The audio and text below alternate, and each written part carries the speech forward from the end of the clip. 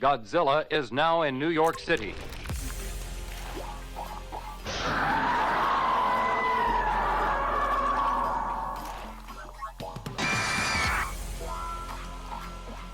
Monster 01 and 02, commence the attack.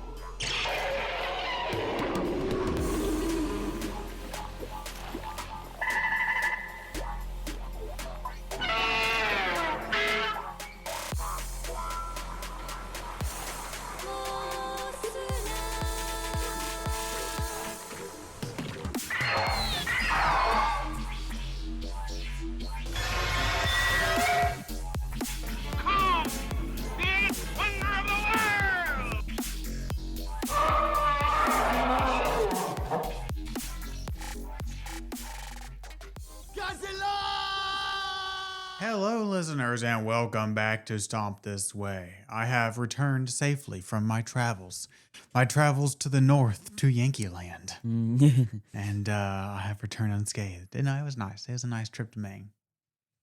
It was very pretty. Maine. Saw Stephen King's house, Nice. a cemetery.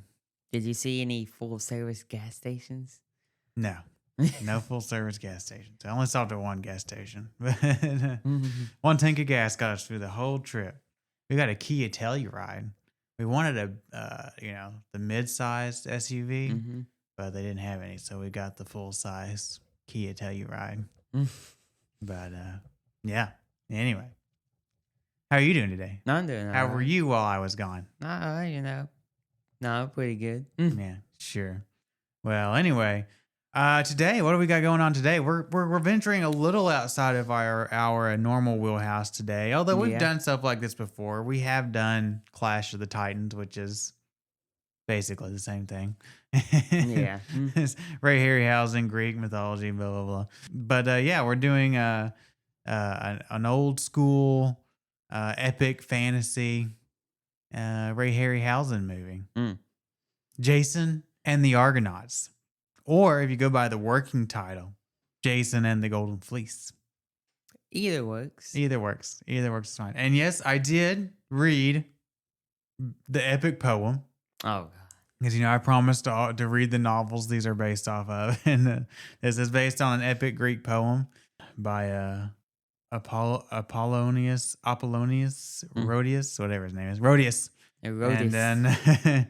And I got through it. And let me tell you, it's only like the thing I got, the version I got was only like 120 pages, but it took me like a month to get through it. It was a bit of a slog. But, the movie was better? I enjoyed the movie more. It's written in that old English style and it's hard to follow. And it was not, and I've read, like the Iliad I read here just a couple months ago. And I enjoyed that. But I was not a big fan of the Argonautica. But anyway, production trivia? Ooh. Oh, well, like I said, loosely based on the 3rd century BC Greek poem, the Argonautica by Rhodius. It says loosely, but I mean, they more or less follow the poem. I mean, they definitely change things, but we'll talk about it. This is composer Bernard Herrmann's 4th collaboration with Harryhausen. Collaborated on those Sinbad movies and on this. He's also probably most famous is for being the composer of Alfred Hitchcock's Psycho. But he recorded, whereas the Psycho sound score was all strings, he recorded this soundtrack without a string section. So a little bit different. It took Harryhausen 4.5 months to produce the skeleton sequence at the end of the film, where the skeletons have about 3 minutes of screen time. Yeah. I was telling you, like I read where some days he would only do like 13 frames, and there's 24 frames per second in a film. So he was doing like half a second a day sometimes, but they got several skeletons. They each have 5 fingers and all the bone, the head and the arms and all the limbs, and he put a lot of work into animating those, and we'll talk about it, but I think it pays off. The skeletons were originally supposed to be animated with bits of rotting flesh, but the censors thought it would be too gruesome. Stupid censors. The Argo was built over a fishing boat and powered by 3 engines that cost 10% of the film's total budget. The boat was later sold to Fox Studios and reused for the film Cleopatra. Harryhausen originally conceived of this film as a Sinbad movie called Sinbad and the Age of Muses because he wanted to capitalize on the success of his prior film, The Seventh Voyage of Sinbad, which we will be reviewing here in a few weeks.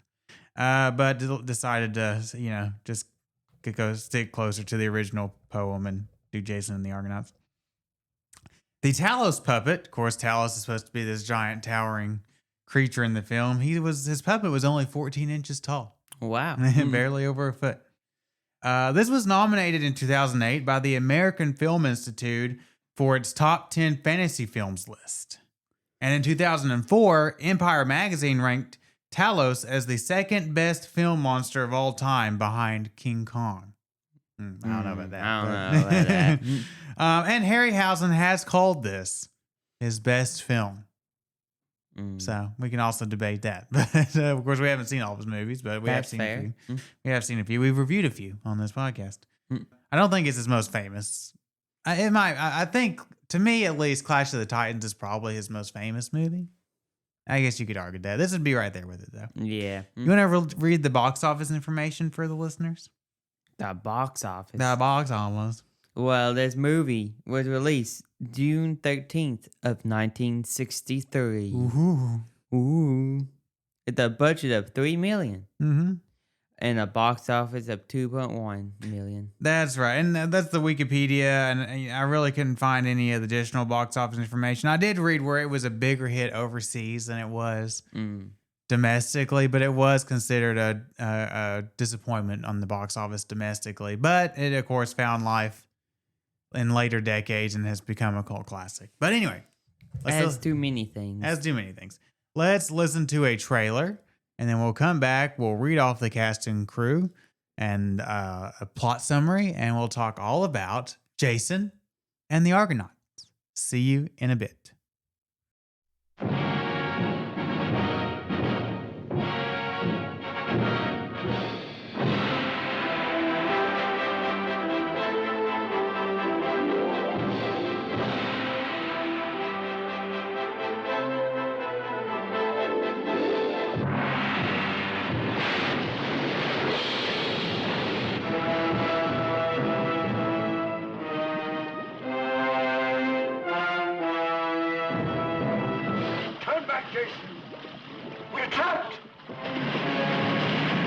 Jason and the Argonauts, the classic story of an epic voyage that has been told and retold since the birth of Western civilization, now presented on the screen for the first time.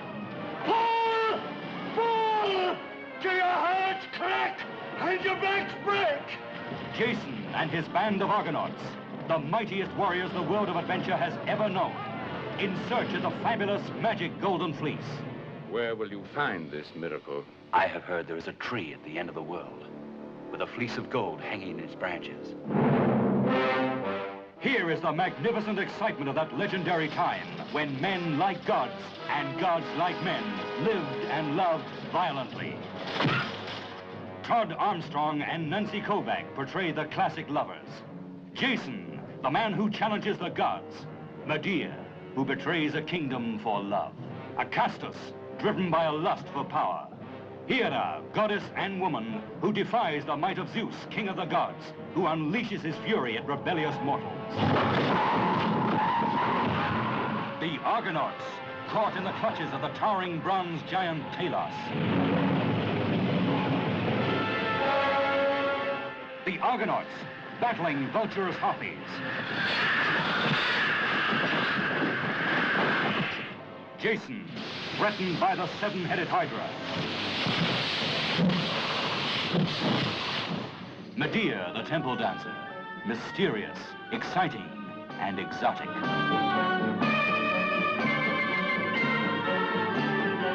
Jason, battling the army of skeletons. Kill, kill, kill them all!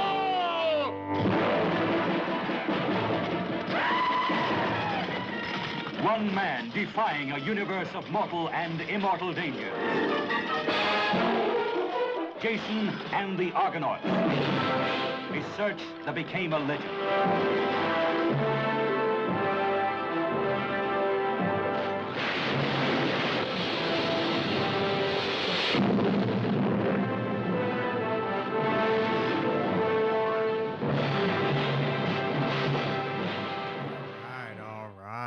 right. There it was. The trailer for Jason and the Argonauts. Ooh. Ooh. Well, this film is directed by Don Chaffee, written by Beverly Cross and Jan Reed, music by Bernard Herrmann, effects by Ray Harryhausen, and starring Todd Armstrong, Nancy Kovac, Gary Raymond, and Lawrence Naismith. Harryhausen is actually credited in the credits as associate producer and creator of the special effects. But this is really, just a quick aside, I was reading, this really was, as most of these movies are with this producer, what was his name? Shear or Sheen or whatever his name was. Yeah. These are really co-productions of him and Harryhausen. Harryhausen has a lot of creative control. And then they come up with what they want to do for the movie, and they write up like the special effects sequences and the script and everything. They get the script and everything. And then they just pretty much do a director for hire, which is how Don Chaffee became involved with this movie. But so it is a Harryhausen movie through and through. But anyway, plot summary is as follows. When Peleus overthrows the kingdom of Thessaly, King Aristo's son, Jason, is swept to safety and raised by one of Aristo's loyal soldiers. The goddess Hera warns Peleus that Jason will one day return to reclaim his father's throne. 20 years later, Jason unknowingly saves Peleus from drowning. Recognizing him as the rightful heir, Peleus pretends to be grateful and cunningly encourages Jason to sail across the world to the land of Colchis to retrieve the legendary Golden Fleece, hoping the dangerous quest will rid him of Jason once and for all. Before setting sail, the messenger of the gods, Hermes, takes Jason to Mount Olympus to meet Zeus and Hera. Zeus allows Hera to assist Jason 5 times, and Hera advises him to use these 5 gifts wisely. Jason assembles a crew of mighty men, including Hercules, Hylas, and Acestus, who has secretly been sent by his father, Peleus, to sabotage the voyage. Jason commissions Argus to build a powerful ship, which they name the Argo in his honor. Soon, the Argonauts set sail. Their first stop is the Isle of Bronze, where they seek fresh water. There they are attacked by Talos, a giant bronze statue, after Hercules and Hylas attempt to steal treasure from the gods' collection. The Argo is destroyed and Hylas is killed. With guidance from Hera, Jason removes a plug from Talos' ankle, releasing the ichor that powers him and bringing the giant down. The Argonauts rebuild the Argo, but Hercules stays behind to search for Hylas, whose death the others did not witness. Next, Hera instructs Jason to find Phineus, a blind prophet tormented by harpies for abusing his prophetic powers. The Argonauts rescue Phineus from the harpies, and in gratitude, he directs them to sail for the clashing rocks to reach Colchis. The crew narrowly survives the passage, saved at the last moment when Hera summons Triton to calm the seas. Beyond the rocks, the Argonauts rescue Medea, the lone survivor of a wrecked ship. Medea, as it turns out, is the high priestess of Colchis. She urges Jason to negotiate peacefully with her father, King Aeetes. Acestus, furious with this plan, mutinies and attempts to kill Jason. Jason disarms him and Acestus throws himself into the sea. In Colchis, Aeetes welcomes the Argonauts to a feast. His hospitality turns to hostility when Acestus reappears and warns him of Jason's true intentions. The Argonauts are imprisoned. In love with Jason, Medea betrays her father and drugs the guards to free the crew. She and Jason set out to claim the Golden Fleece while the others return to the Argo. At the Fleece's resting place, they discover that Acestus has already been slain by a fearsome Hydra guarding the prize. Jason defeats the Hydra and seizes the Fleece. During their escape, Medea is struck by an arrow but is healed by the Fleece's divine power. Meanwhile, Aeetes gathers the fallen Hydra's teeth and scatters them on the ground. From them arise the skeletons of the Hydra's victims, who attack Jason's men in a final confrontation. Argus carries Medea back to the Argo, while 2 more Argonauts fall in battle. Jason leaps from a cliff into the sea to escape the skeletons and swims to the Argo, where he reunites with Medea. As they share a kiss, the gods look on from Mount Olympus. Zeus remarks that greater adventures still await Jason as the credits roll. More or less. More or less. I called Medea Aeetes' daughter in the plot summary, but I don't think the film ever makes that connection clear. No. And in the poem, she is clearly Aeetes' daughter, but they only reference her as the high priestess, I think, in this movie. But anyway, so the film starts with basically Peleus is gone to his prophet, who I think is actually Hermes in disguise, but has gone to his prophet and asked what the Zeus, foretells for him. And he says, you will claim the throne of what was it called? Of Thessaly. You will claim the throne of Thessaly, but basically in 20 years, the man with the one sandal will come and claim your throne or something. Yeah. And he gets angry and he's like, fine, I will kill all, because he also says it's one of the children of Aristo, who is the current king. Yeah. And he's like, fine, I'll kill all of his kids. Well, we see the scene of him invading and overthrowing Thessaly. And he kills one young woman who has a baby, but that baby is one of the daughters. It is not the son.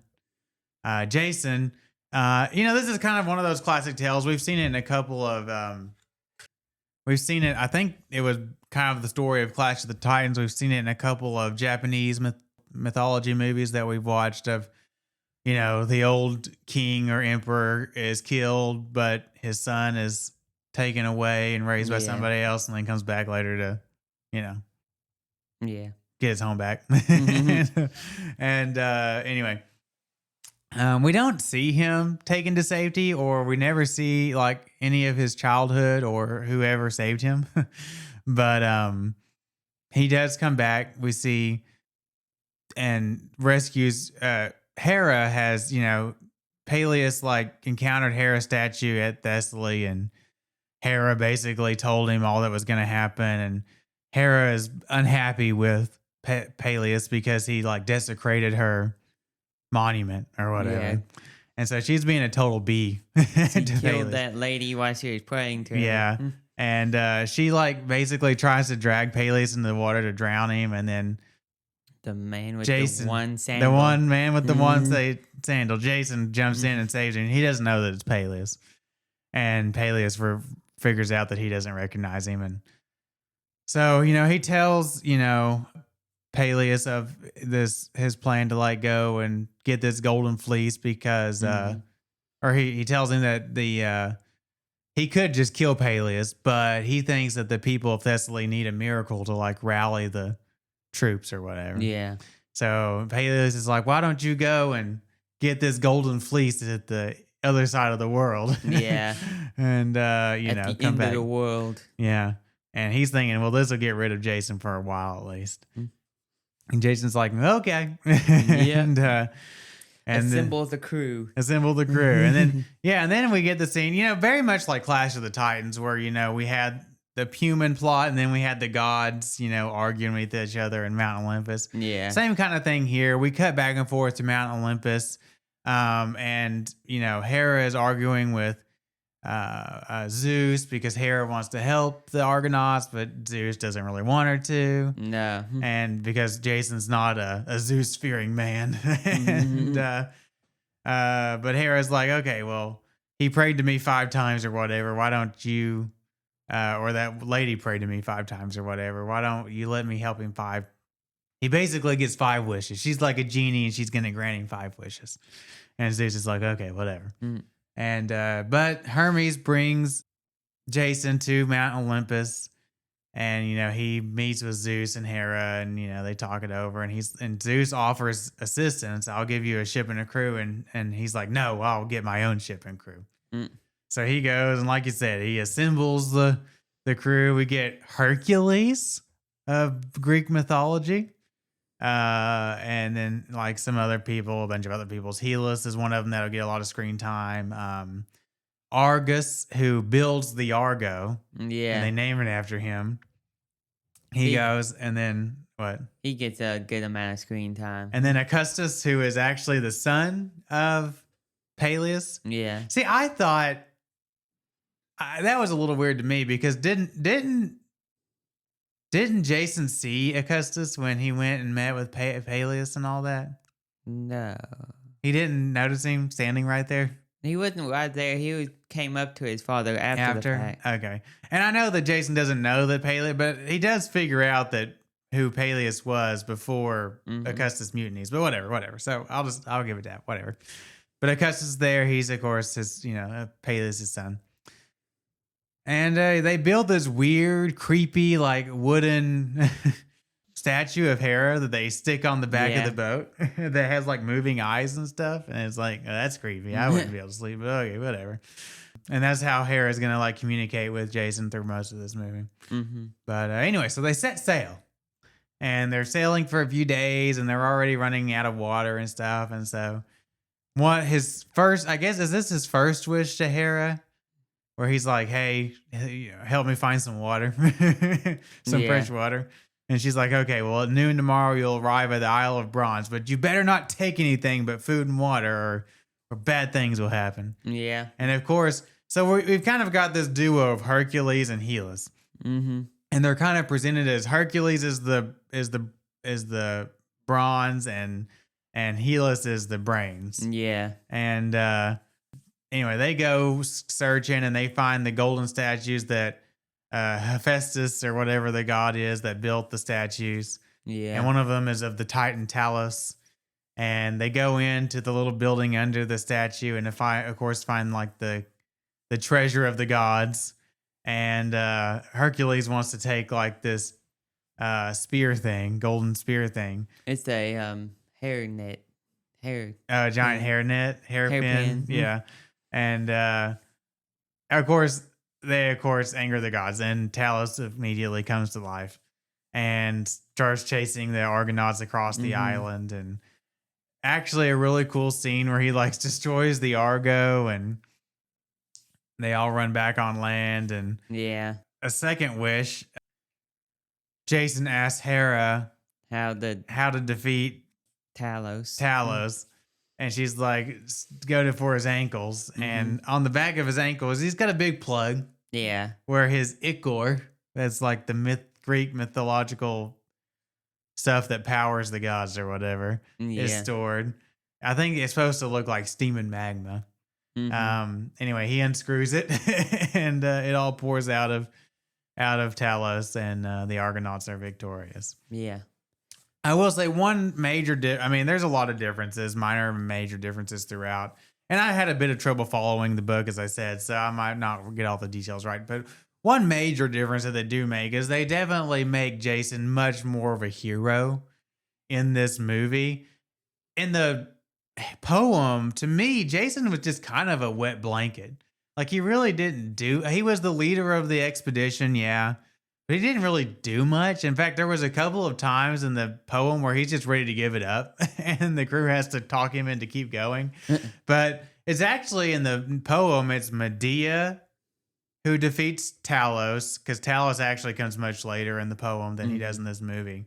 And it's Medea that defeats the giant snake guarding the golden fleece. Jason really doesn't do much. He's just there. He's just there. But yeah, and then we're gonna have the scene where Hercules, when Talos, like all the ichor was poured out of him, he like collapsed and fell, and Hylas, who's supposed to be the smart one, makes for some no illogical reasons like, oh, I'm gonna go get that hairpin for Hercules. We're not gonna leave it behind, but he gets fell on by Talos fell on him. Talos fell on him and crushed him. But I guess nobody saw that. And so they've been searching for him. Because that was when they went away and he turned back to go get the hairpin and nobody saw him do it. And so Hercules is going to stay behind to search for his friend, which is similar. Like the poem did the same thing where Hercules and Hylas were left behind on the island. Now it's different. Like I said, Talos came much later in the story. I think in the poem, this was actually after they had... we'll talk about here in a second, but they had gone to Phineas and helped Phineas, and then Hylas like got lured into the river by like a river nymph or something, And then Hercules like stayed behind to search for him or something after they had chased off the harpies or whatever. But anyway, so the next thing they do. Now, this is where I got confused because I did not count 5 wishes. I only counted 3. The first 2 as we've discussed. And then after they rebuild the Argo or whatever, Hera's like, this is the last time I can help you. You need to go find Phineas, the prophet. Because the crew is kind of iffy not about leaving Hercules behind because obviously he's the strongest among them. But anyway, and then she goes away. And anyway, so then they go to Phineas, and Phineas is an old blind man. He was a prophet. I don't know how much of this is comes out in. I mean, they tell what they have to tell in the movie, but the movie says he was a prophet that misused his abilities and was cursed by Zeus to be punished by these harpies. So and in the poem, same basic thing, but wasn't he blinded by Zeus? He was blinded by Zeus, and in the poem it goes into a little more detail. Zeus was angry because Zeus gave him the power of prophecy, but Zeus is not like all of his plans to be foretold. He only wants you to tell like some of them, but he wants it to be vague. But Phineas was like telling everybody like of every detail of everything that was going to happen until the end of time. So Zeus got pissed off and blinded him. And then so now every time he tries to eat, these harpies come down and assault him and take his food away. So and he's like almost starved, blind, barely kept alive, only allowed to eat just enough to like keep alive. Stay alive. And so anyway, so the Argonauts come upon him and he's like, the gods have instructed me to tell you whatever you want, but I will only tell you if you help me get rid of these harpies. So they, come up with this plan to like have Phineas lure them in, and then they trap him in a net.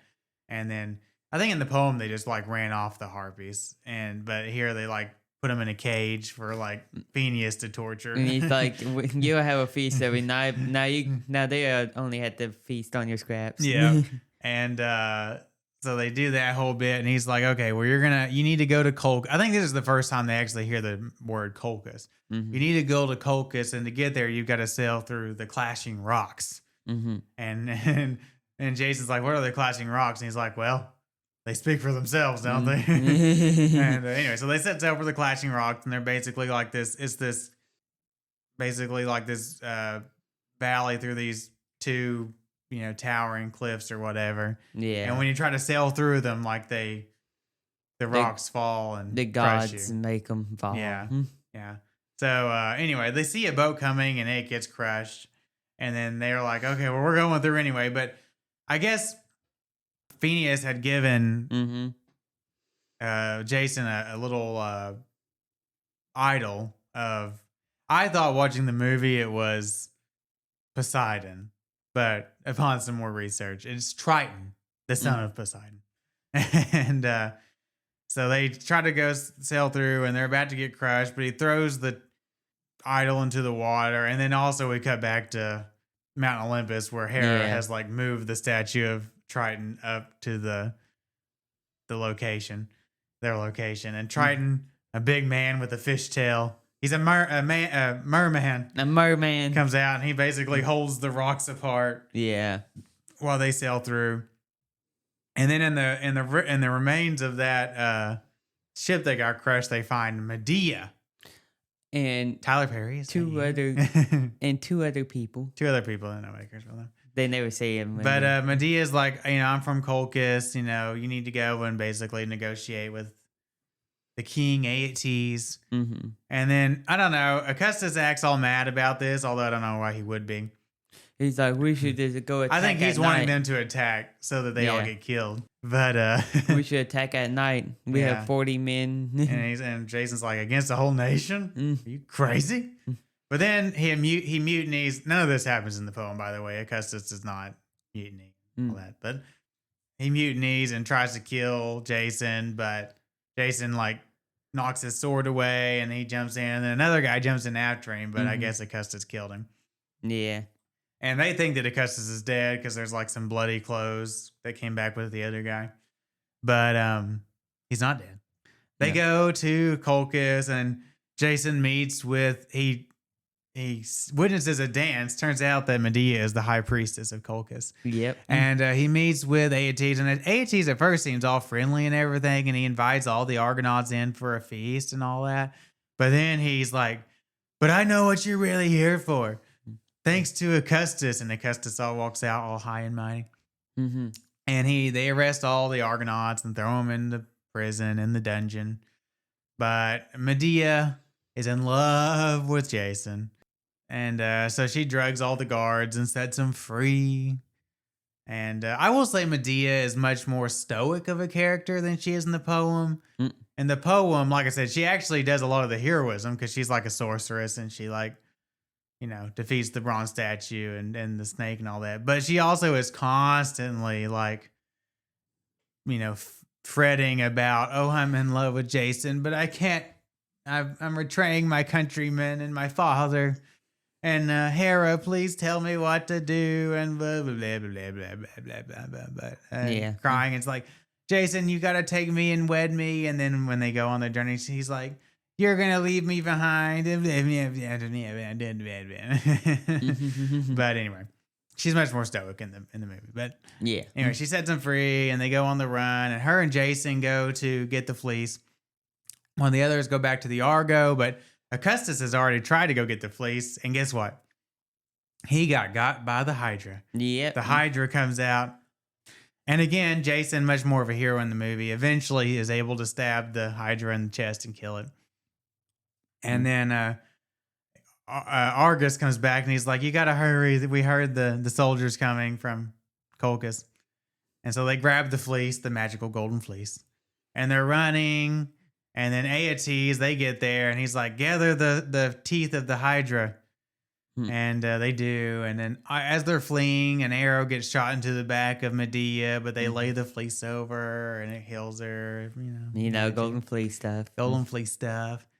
And then they encounter Aeetes meets them with his men at like the edge of the cliff or whatever. He's like, Captain, have your men stay back. They might get hurt. Yeah, and he throws the teeth on the ground, and I guess the skeletons of the victims of the Hydra or whatever rise up. A little bit different. Like in the book, Aeetes, he was very upset that Jason was there.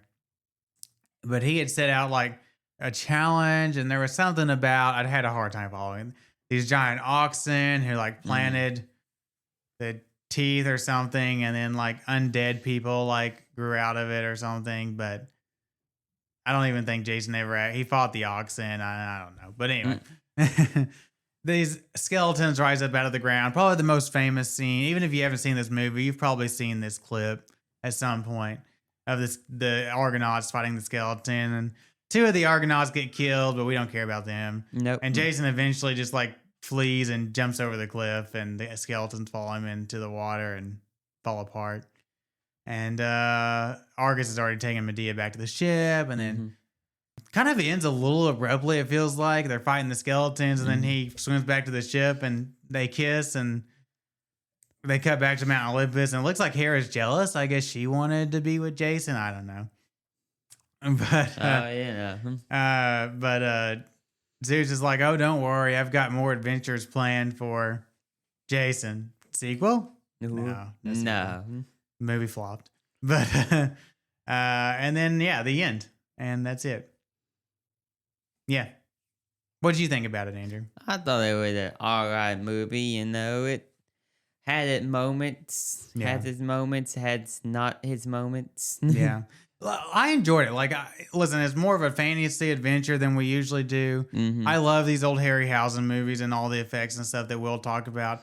It's an hour 45, and I thought I don't want it to be any longer. I thought it ended kind of abruptly, which, it kind of ended where the poem did, where, they get back on the ship and well, actually, I take that back. The poem had this whole thing about where Zeus is angry, and he strands them on this deserted island, and they think they're all going to die until Hera and the goddesses come to them and are like, no, you need to literally carry the Argo on your shoulders to the other side of the island. And then they I don't know, they go and they find a place to park their ship and they like start a new life or something. But they never get back to Thessaly, which was his whole goal. But whatever. He got the golden fleece. He got the golden fleece. And it's kind of weird. Like in most movies like this, you would expect to see him make it back to Thessaly and overthrow the king and reclaim his throne. But they probably, again, the poem didn't go there, and they probably thought they were going to make a sequel to this and show that part on further adventures, but they never got to make it because the movie flopped. But anyway, so not too long. I think actually it's funny because I think the cast, I think they're pretty good in this movie. Even though I think they were all dubbed by different actors in post. These aren't their actual voices of the actual cast that we're hearing. But I think they all do a good job. You know, some of the character motivations don't always make sense. Like, why does Augustus mutiny when he decides to mutiny? You know. All that kind of stuff.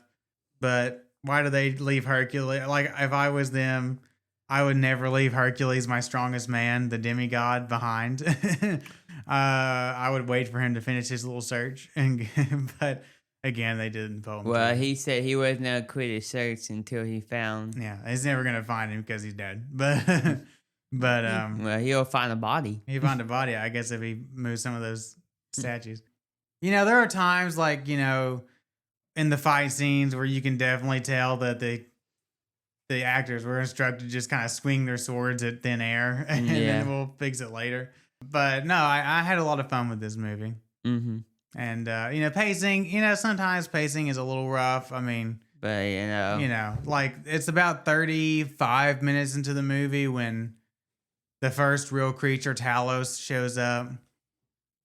You know, it's over an hour before Nancy Kovac, who's second build in this movie, she doesn't actually show up into the movie until over an hour in, which again, in the poem, Medea shows up kind of towards the end too, but it's just kind of funny. She was second build and was last in the last 30 minutes, 40 minutes of the movie, but no, I had a good time with this movie. I like these kind of things. It was not a bad movie all in all. Creature design? Sure. We have Talos. I really love like what they did. Like he's a giant bronze statue. Yeah. You can tell like he's bronze, but he's also like got green spots where he started to oxidize, kind of like the Statue of Liberty. Yeah. And then the sound mixing is actually really impressive. The metal creaking sounds he makes when he moves for a 1960s movie, I thought that was really impressive. And he's a big bronze statue, you know, with the sword and basically like a Greek soldier kind of statue thing, even though he's a Titan. Then we have the Harpies. They're basically like, I don't know, I kind of thought of them as like gargoyle kind of things. They're like humanoid blue creatures with wings, and they swoop down and steal poor Phineas's, not Phineas and Ferb, just Phineas, food. But they're a pretty neat design. And then we have, what else do we have? We have the Hydra. The Hydra is a Hydra. He's a cool looking Hydra. He's just got a big snake body with the 8 heads, serpent heads, and he's, you know, they've got like a life-size prop for his tail when it like wraps around Augustus and Jason, but then the rest of him is, you know, stop animated. And then of course we have the skeletons at the end. They're skeletons with shields and swords and helmets, and you know, doing that bit. You've seen Spy Kids. Yeah, you've seen Spy Kids, and you've seen this scene. And then rolling into effects, I think that the stop motion is immaculate in this movie. That you can tell they definitely took their time with all of the creatures, stop animating them, and this how smooth the animation is, and all of that. That's a wonderful job by Harryhausen. Yeah. As far as their interactions with the Argonauts, like I actually thought the skeleton fight was really well done. Even though they filmed the human scenes and the skeleton scenes separate, obviously. I think that Harryhausen did a great job making those fights feel as authentic as you could, given the effects limitations of the time. Now, earlier scenes, especially like when they're fighting, swinging their swords at the harpies or at, you know, the hand of the Talos or whatever, Yeah. you can definitely tell that the actors are just instructed, swing your swords in the air and we'll animate it in post. And it looks a bit clunky. There's a lot of compositing shots in this movie. Some of it looks really good. Some of it.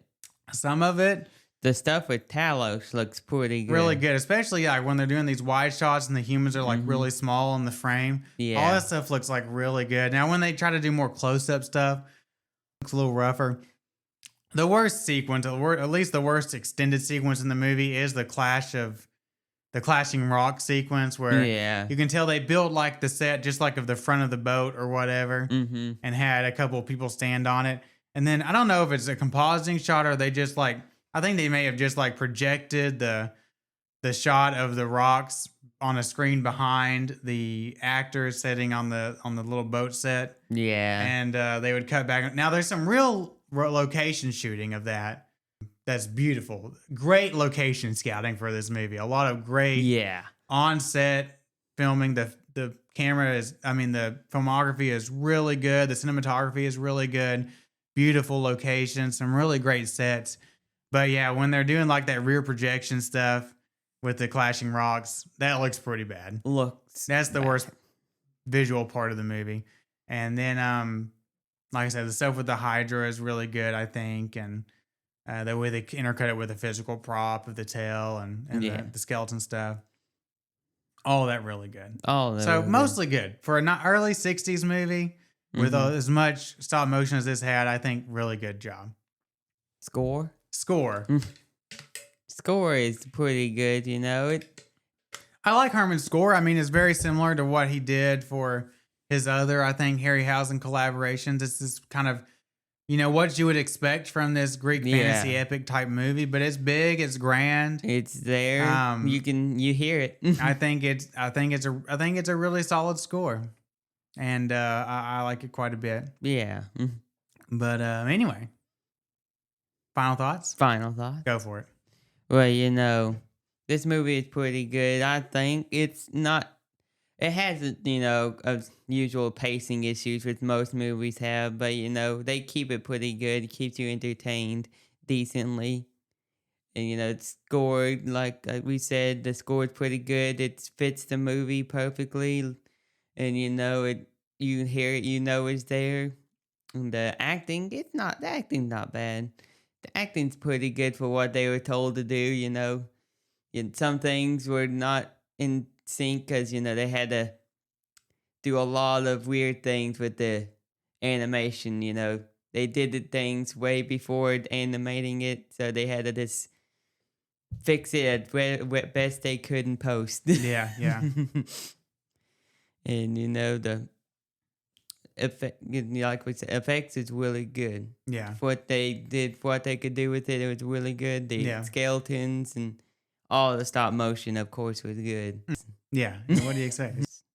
Yeah, listen, especially when you consider this movie predates Clash of Titans by 18 years. Yeah. And I think it looks just as good. Yeah, a really good job. I love these kind of movies, obviously, and I'm grateful we got to do this bit of a change of pace for the podcast. I think Harryhausen, he cooked here. He cooked. His animation is really good. I think, some of the compositing shots are a little rough, and you can tell in some of the fight scenes, the fight choreography, that they were kind of just told to wave their swords in the air. But I think overall it looks really good. It's a great 60s era fantasy adventure. Like you said, I think the actors get the job done. The people that dubbed over the voices get the job done. The set design, the sets, the cinematography, the on-location filming, all really good. It's just one of those kind of grand epics that, you would only get in the 60s kind of. And I really enjoyed it. I agree with you. There's a little bit of some pacing issues maybe. The end feels kind of abrupt. I don't know. I think you could have probably got rid of a lot of the stuff that was on Mount Olympus. But and then, again, and this goes back to the poem too, but maybe a little lack of closure with the fact that he never actually gets back and reclaims his throne from Peleus. But The movie's about the adventure. And this Yeah. movie mostly takes place on that adventure. So, yeah, I agree with you. I think this is a strong B+. I think Harryhausen deserves a good B+. Harryhausen actually probably deserves an A+. And then the rest of the script maybe brings it down to a The B+ B+. level. But, yeah, I had a lot of fun on the podcast this week. But guess what? What? Well, let's talk about news first, and then I'll talk about what we got coming up on the schedule. There's a really cool thing happening in Japan. At the Haneda Airport, they're going to unveil this December a 131-foot Godzilla monument Wow. that visitors at one of the terminals will be welcomed by.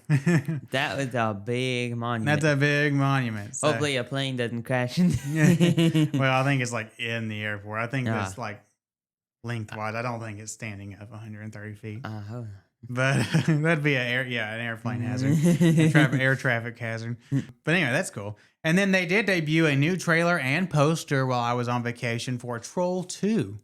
We watched the trailer, Andrew. What do you think? I thought it was a interesting looking trailer, to say the least. You know, it had trolls.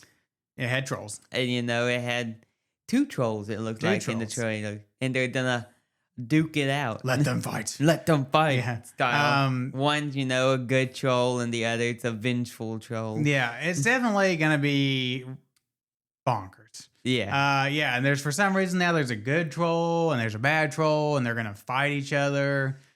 I don't understand all of it, but Dominance. And then the poster is just the 2 trolls like throwing punches at each other. But all the actors look like they're returning. So yeah, we're gonna watch it and review it. We won't review it the same weekend it comes out, a couple weeks later. But we're gonna review it this December. So look forward to that. I guess the effects look really good again. So Yeah, that's all. You can count on the effects. Yeah, but next week, Halloween is Friday, and this is coming out on Wednesday. So you know what next weekend will be? Monday will be Godzilla's birthday. Ooh. So you know what we're going to be doing for our episode next Wednesday? It will be Godzilla 1985. Are you excited? Oh, yeah. The Raymond Burr cut. So we're going to do that in honor of Godzilla's birthday. That'll be fun. Yeah. And then after that, we're going to do that space monster Mangwagmi movie or whatever, that lost Korean movie that SRS Cinema released here not too long ago.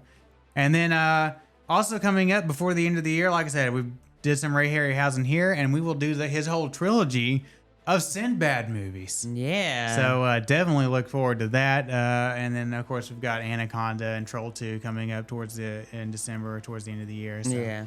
Some fun stuff coming up on this podcast. But anyway, never forget that you can contact us at 1954@gmail.com. And you can find our website at www.stompthisway.wordpress.com. That's right. And you can always find us on Facebook at Stomp This Way. So next week, we return to Godzilla with Godzilla 1985. And as always, I'm Aaron. I'm Andrew. And we will see you next time.